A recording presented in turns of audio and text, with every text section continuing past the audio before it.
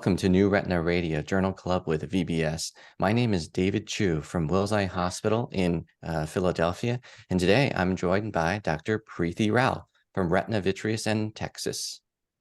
Hey, David. Thanks for having me. And also Dr. Barton Blackorby from Sound Retina of Tacoma, Washington. Hey, great to be here. And the paper that we're going to be talking about today is titled Prophylactic Treatment of Lattice Degeneration in Fellow Eyes After Repair of Uncomplicated Primary Rhegmatogenous Retinal Detachment. And it's first authored by Dr. Christian Curran and other authors. And we're going to have a lively discussion about this really interesting, really important perennial topic. So I'd like to kick it off to you, Prethy, to give us a little rundown of your take on the paper. Yeah, thanks, David. So the nuts and bolts of this paper was that it was a retrospective comparative cohort series that evaluated the role of prophylactic treatment, essentially laser, of lattice degeneration in fellow eyes of patients who had previously undergone a primary non-complicated retinal detachment repair. So this study design was over a 5-year period, duration of patients with at least 6 months of follow-up. And essentially their inclusion criteria included patients that had a primary non-complex RD repair. And they looked at their fellow eye that had lattice degeneration. So they excluded patients that had fellow eye retinal tufts, isolated holes, chronic tears, and only included lattice. So their primary outcome was to look at the rate or risk of a retinal tear detachment in patients that either had prophylactic treatment or not. And for the purposes of this paper, 99% of patients that underwent prophylaxis was essentially laser treatment and not necessarily cryo. So the sample size, they had about 500 patients in their study. 146 had laser or prophylactic treatment, and 352 had no treatment. And essentially, their primary outcome showed that regardless of whether they received treatment, 34% developed a retinal tear or detachment over a 5-year period. Of those, what's most important is 17% of those that had prophylactic treatment developed a retinal tear detachment, compared to 41% of those that didn't have prophylactic treatment. And this was statistically significant. And then that result was actually compounded by a subset analysis. So the presence of PVDs, myopia, or their phakic status. For example, in patients that had no PVDs and that developed a new PVD over that 5-year period, the 30% of patients that had laser treatment developed a retinal tear detachment, compared to nearly 60% who didn't have previous treatment. Similarly, in patients that had myopia, the higher the level of myopia, the greater the reduction in risk of retinal tears and detachments if you had laser treatment. For example, those that had the highest myopia, greater than -6, 22% developed retinal tears or detachments in those who had laser, compared to nearly 50% who developed tears and detachments with no previous laser. And then lastly, in terms of their phakic status, in patients that were phakic, they were in those that underwent cataract surgery in that 5-year time period, those that had previous laser treatment had a lower rate of developing a tear detachment after the cataract surgery compared to those that didn't have laser. So for instance, 22% developed tears or detachments in those that were developed that had laser compared to those that didn't have laser. And that rate was about 31%. So kind of the nuts and bolts are laser or prophylactic treatment of lattice degeneration seems to reduce the risk of having retinal tears and detachments over a 5-year period. And that rate seems to be most apparent in those that develop a PVD over time, or more myopic, and then tend to be phakic. That was a great summary. I'm going to ask you, Barton, personally, I found the results really interesting, and it does kind of, for me, confirm my own predispositions. I do personally like to prophylactically laser fellow eyes. Is that how you felt as well with the key findings of this paper? I did. I agree with you on that. If I have a patient with just a few small patches of lattice, I might observe them. But Just like in the paper, when they start to identify more risk factors, higher myopia, chance of having cataract surgery, absence of a PVD, those are all things that I start looking for to see if I'm going to treat a patient in my lane. And the higher the risk factors, more likely I will treat that lattice in the fellow eye. And I'm going to ask you, Preeti, one of the things I felt was really interesting was how they worked really hard to choose the ideal set of patients. And ultimately, it did infect their end. They only had, a very limited set of patients out of the thousands that I'm sure that they originally had in their original subset. And they selectively excluded patients that had pre-existing real treatable things like atrophic holes and horseshoe tears. What did you make of that? Do you agree with how they designed that study, or did you feel like that was a strength or maybe a detractor of the study? Yeah, that's a great question. I think with any retrospective design, it's always hard to control for everything. And they really tried to make it a very clean study and meaningful. And by excluding the other kind of most common pathologic conditions, they made it so that they're only directly comparing lattice specifically.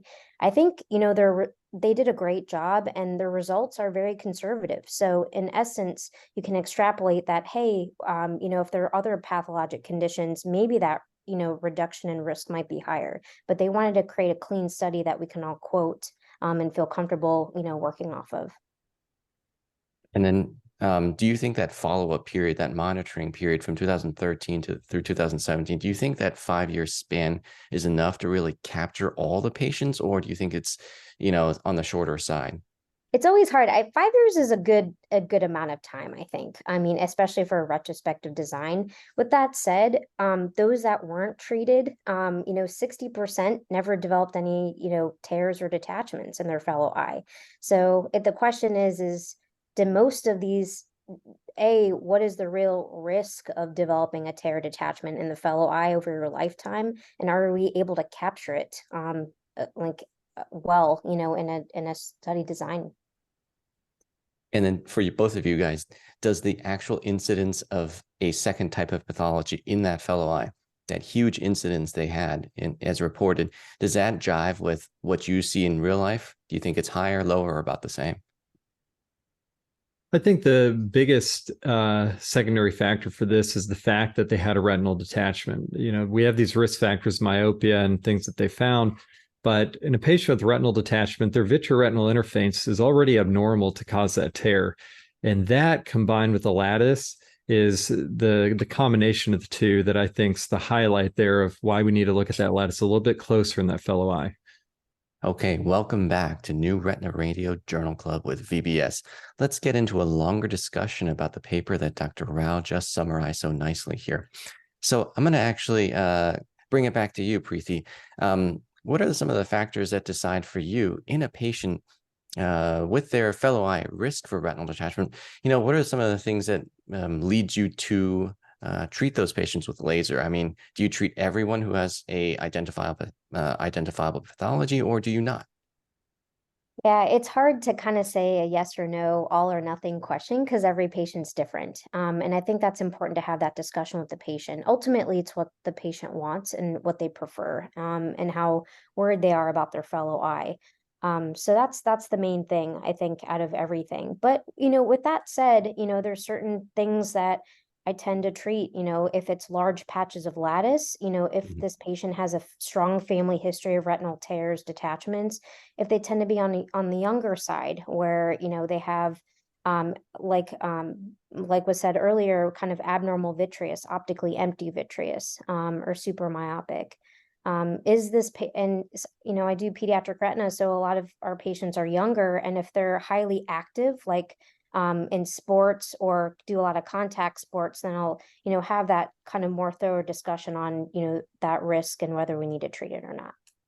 And just a side note, you were mentioning optically empty vitreous and the possibility for sticklers and other hereditary vitreoretinopathies. Are you prophylactic treating the fellow eye, even if there's not necessarily anything identifiable in these very young patients?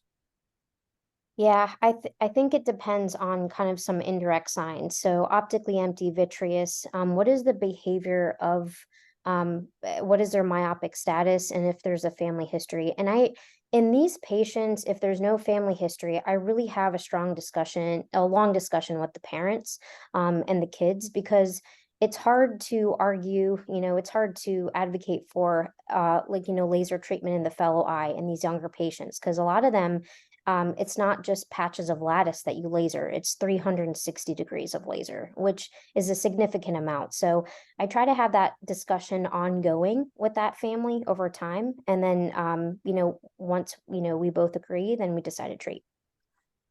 Barton, I mean, is that somewhat similar to how you practice, or are there patients that you observe, and what criteria do you use to make a decision? I do. I agree. The higher the risk factor, the more likely that I'm going to treat, because and I'll probably treat 360, because even those areas of lattice, sometimes I talk to my patients saying, especially if they have a history of retinal detachment, in that lattice, we're just kind of seeing almost like the fault line in an earthquake zone. I can tell that there's pathology here, but there's pathology everywhere through here.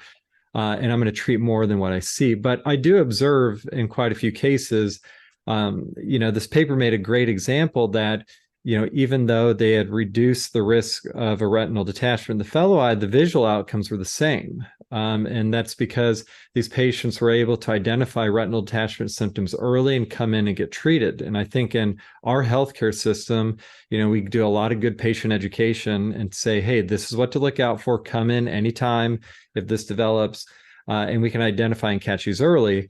So if a patient, sort of my patient population is opposite compared to Dr. Rao's, I take care of a lot more older patients. They're not playing sports, they may have had a PVD decades ago, they're already pseudophakic. And if I see a little bit of some pathology there, then I may just say, hey, my door's open, come in if you have symptoms, let's just kind of watch this for now. And then related to that is the presence of PVD, is the PVD status something that you guys look at? Because I think that's kind of interesting. There's no difference, reported in this paper here, but if they don't have a PVD, they are going to be at risk during the time that they eventually do develop that PVD. Is that way into it? Versus if they've had one and you see some lattice there, perhaps your suspicion for a future tear arising is going to be lower. Any thoughts on that? Yeah, I think for me, I definitely look at PVD status. The hard part is PD, it depends on what the PD looks like, right? So myopic patients may seem like they have a PVD, but it might be more vitreous schisis. And so you don't want to kind of falsely assume that there's a PVD when there's not. I think when I see a PVD, I feel a little bit more relaxed, that maybe some of that, the vitreous is more liquefied. But I think, this paper demonstrates that we still need to be on alert, even if patients have a PVD. Yeah, and I think for me, myself, my practice pattern has always been to prophylactically treat in the presence of lattice. And I haven't used PVD status personally a whole lot, but I have really been quite aggressive in trying to, treat the fellow eyes. And I think this paper, the statistics here, and even just a baseline really highlights to me, again, that really significant risk to the fellow eye of retinal tears and of retinal detachments, both things, which is hugely prevalent in these populations. And I think this highlights, again, another unmet need in terms of our management of these retinal detachment patients as a whole. And so that's something that I've always taken to heart, and I've tried as much as possible to prophylactically laser. But one of the things I also found that it was interesting, which is that, we document where the lattice is in these fellow eyes. And the paper tried to make some evaluations retrospectively as to where these patients eventually tear from. And they found some associations, at least quadrantically.